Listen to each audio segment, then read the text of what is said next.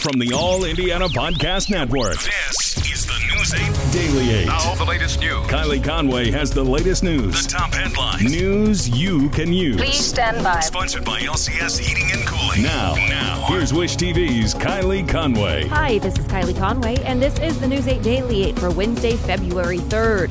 The sunshine's going to stick around through the day today. The winds will finally subside a little bit, and highs are going to top out in the mid-30s. Well, I've been looking forward to this ever since I made the appointment 10 days or so ago. Glad to get it. Very excited to be able to be qualified to get the vaccination.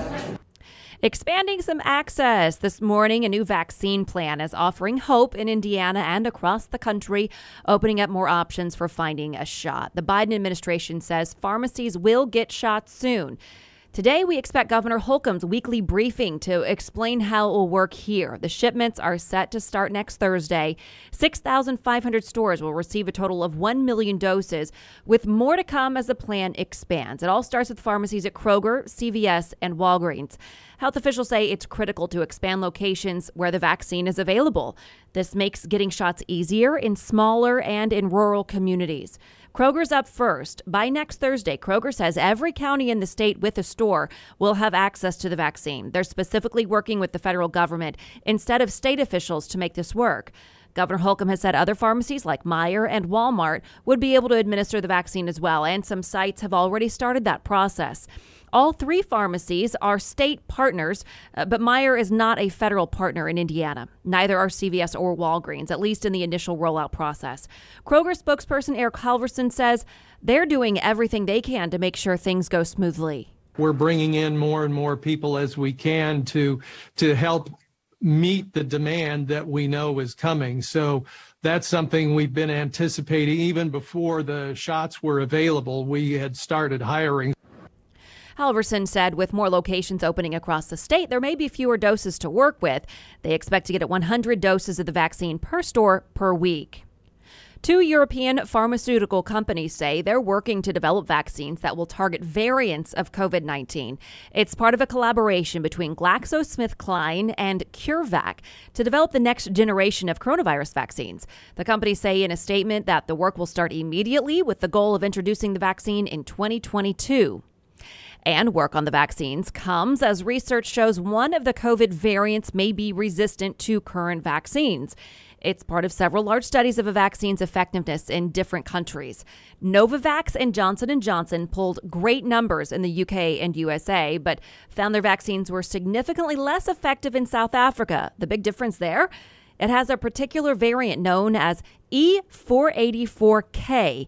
But that's just one of three big problems with this variant. In addition to its vaccine resistance, officials say it also appears to be more contagious, and it seems to affect people who've already had COVID-19, increasing the reinfection rate. There's still some good news to hang on to, though. Officials say even though this variant isn't completely knocked out by the vaccine still helps you fight it, preventing hospitalization and death. They say that means getting the vaccine is more important than ever. We have to address the variants. If the variants and the mutations come and start becoming dominant, then that's going to obviate some of the effect of the vaccine. And the best way to avoid that is to get as many people vaccinated as quickly as possible. Experts say it's too early to predict whether this development will greatly impact the trajectory of COVID-19 around the world. Again, this is just based on a few vaccine effectiveness studies. As with all viruses, officials say you can prevent infection with masks, distancing, and hand washing. So keep it up. Eli Lilly and Company is launching 3 antibody fusion centers across the state to give those with the virus easier access to that antibody therapy. There will be a center in each northern, central, and southern Indiana. Lilly says the centers should be especially helpful for people in rural areas with fewer healthcare facilities. If you're COVID-19 positive and you're at high risk for hospitalization or death, there are COVID-19 therapeutics that are administered through an IV that takes about 1 hour to infuse, and these are administered at something called an infusion center. Lilly encourages people who get the virus to talk to their doctors to see if the antibody therapy is right for them. And this morning, we've learned a bit more about how eating habits can affect how well your COVID-19 vaccine works for you. The research out of Ohio State University found that unhealthy nutrition choices as well as stress and depression, can negatively affect the body's immune response to vaccination. And eating healthy bolsters our immune response.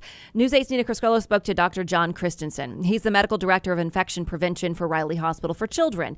He says obesity can also greatly reduce the efficacy of vaccines. So when we're talking about vaccinating against a virus, that's greatest risk factor is obesity. It's even more important to focus on your health. There is no magical food item that you can eat that would make your immune system work great overnight, okay? It has to be something that you have to put in play. You need to drink less sugary drinks. You need to eat less fatty foods. Try to exercise as much as you can. And while this research is being applied to the COVID-19 vaccine, he adds that poor health will affect how well all vaccines work. This is especially concerning to doctors because the pandemic has been marked by less exercise with gyms closed, more sitting, more snacking. So before it's your turn to get the vaccine, doctors say it's time to turn all that around. All right, today, the next step toward passing President Biden's $1.9 trillion coronavirus relief bill. Democrats in the House are moving forward with reconciliation. It's a procedural move that would allow it to pass with a simple majority. The vote would launch what's likely to be a lengthy budget process to fast-track the bill. The president and Treasury Secretary Janet Yellen are urging lawmakers to take bold action to address the economic crisis. The White House says Biden's plan focuses less on how much it costs and more on getting help to Americans. Well, the size of the package was determined not for shock value, but to address the dual crises that we're facing. And that includes ensuring that millions of Americans can put food on the table. According to the White House, Biden still hopes Republicans will come forward with ideas to include in the plan. And we are hearing directly from Indiana Senator Todd Young on that effort to compromise. He is one of the 10 lawmakers who met with the president on Monday. Young says he thinks they found common ground in some areas. Others are open to negotiation. I think those negotiations will continue until either A, we arrive at a bipartisan proposal, or B, we determine that we're going to have to go our separate ways. We agree to disagree, and the president and congressional leadership will resort to a more partisan process. Young tells us he pledges to continue to work with the Biden administration on coronavirus relief. And at the State House, a police accountability and criminal justice reform bill is moving forward. It's House Bill 1006. Representatives approved it yesterday. Now it moves to the Senate. It calls for mandatory de-escalation training for police, sets up penalties for officers who turn off body cameras to cover something up, and bans chokeholds in certain circumstances. The bill has the support of the Indiana Business and Community Partnership. The group released a statement saying, in part, our coalition is committed to further working with members of the General Assembly on serious efforts that increase law enforcement transparency and build trust within and among communities across the state. And the FBI is remembering 2 fallen agents in one of the deadliest days in the agency's history. They were killed on the job in Florida yesterday morning. Video captured the scene as one of the bodies of the agents arrived at a medical examiner's office. It was draped in an American flag. Colleagues from the FBI, local police, and paramedics saluted. The FBI says Special Agents Daniel Alphen and Laura Schwarzenberger were killed. 3 other agents were also shot as they executed a search warrant just outside of Fort Lauderdale. According to the FBI, the subject of the warrant opened fire and barricaded himself inside.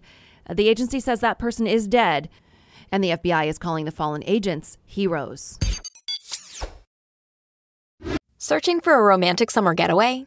Escape with Rich Girl Summer, the new Audible original from Lily Chu. The exquisitely talented Philippa Sue, returning to narrate her 5th Lily Chu title. This time, Philippa is joined by her real-life husband, Stephen Pasquale. Set in Toronto's wealthy cottage country, aka the Hamptons of Canada, Rich Girl Summer follows the story of Valerie, a down-on-her-luck event planner posing as a socialite's long-lost daughter, while piecing together the secrets surrounding a mysterious family and falling deeper and deeper in love with the impossibly hard-to-read and infuriatingly handsome family assistant, Nico.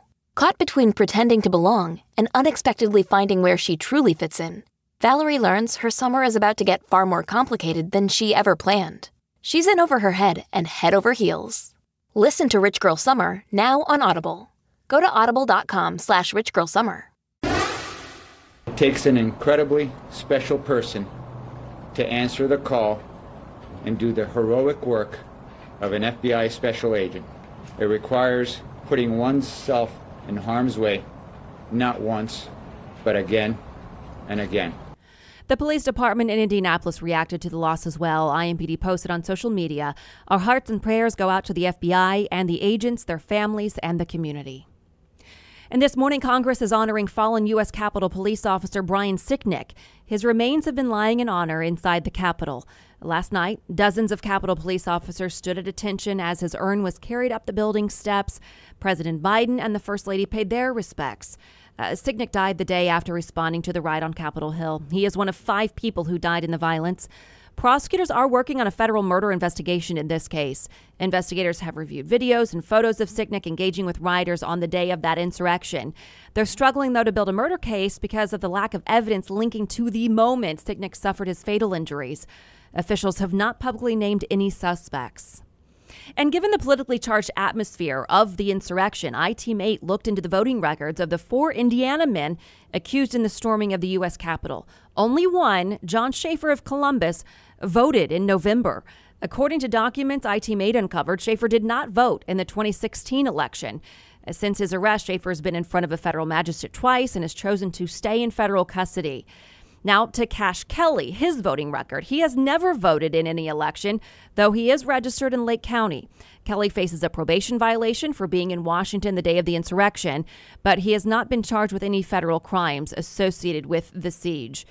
Israel Tutro of Greenfield is registered to vote in Hancock County, but according to his voting record, Tutro did not vote in the 2018 or 2020 general elections.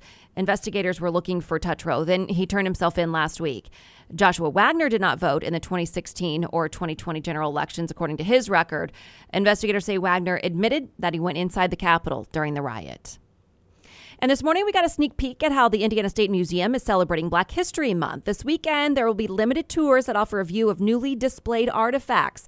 The gallery tour will highlight champion cyclist Major Taylor, who was born in Marion County and has set many world records.